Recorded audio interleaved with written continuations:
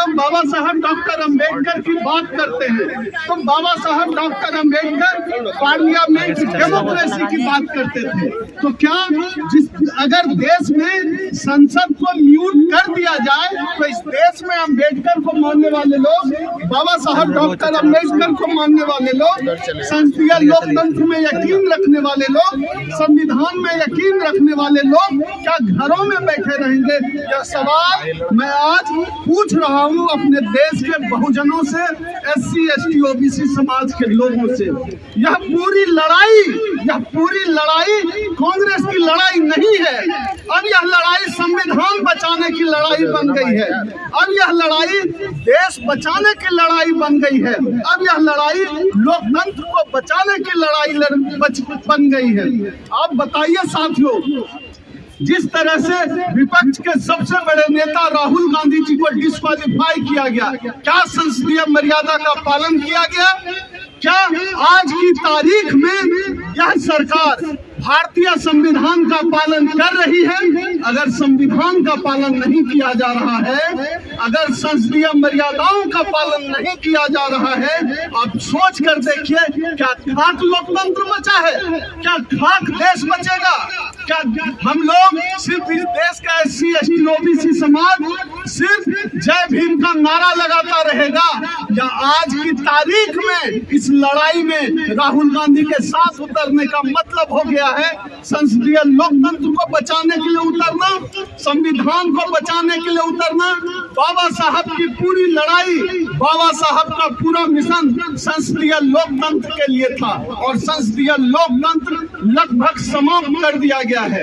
एक और सवाल मैं अपने समाज के लोगों से पूछता हूँ, इस पार्टी उस पार्टी इसकी बात गाली दे रहे हैं बीजेपी को, कांग्रेस को भी बराबर गाली दे रहे हैं। आप गाली दीजिए, लेकिन यह सवाल भी खुद से पूछिए कि जिनको मजबूत करने का समय है उनको कमजोर करके आप क्या हासिल कर देंगे? आज कांग्रेस पार्टी को अगर SC ST समाज का व्यक्ति कोई आलोचना करता है, यह सवाल खुद से पूछिए, आप मजबूत किसको कर रहे हैं? किसको मजबूती मिल रही है इस आलोचना से?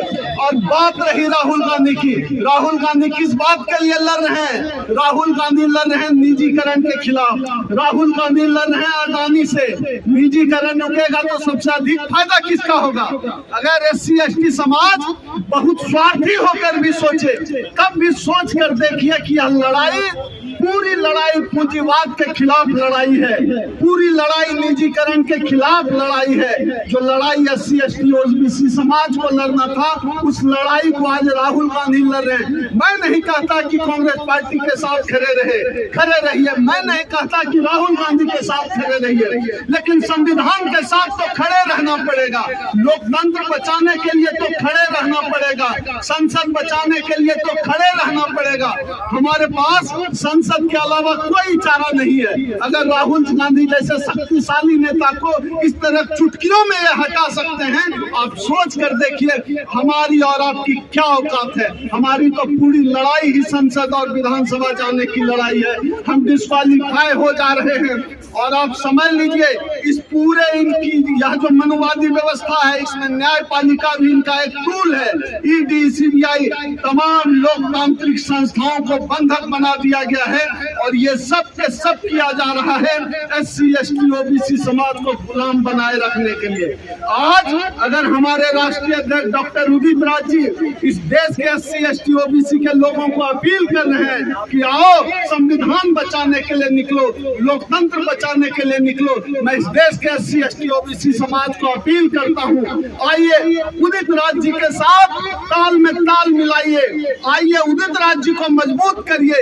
यह लड़ाई उदित राज जी को मजबूत करने की लड़ाई नहीं है। अगर आप उदित राज जी के साथ खड़े होते हैं, उनकी लड़ाई के साथ खड़े होते हैं, तो बाबा साहब के मिशन के साथ खड़े होते हैं, संविधान बचाने की लड़ाई में आप खड़े होते हैं। याद रखिएगा, आलोचना देते रहिए, कभी इसको गाली कभी उसको गाली। आपके पास बच गया है घंटा, और वो घंटा बजाने का भी एलिजिबिलिटी आपके पास नहीं है, क्योंकि जब मंदिर जाते हैं घंटा बजाने तो आपको पीट कर भगाया जाता है।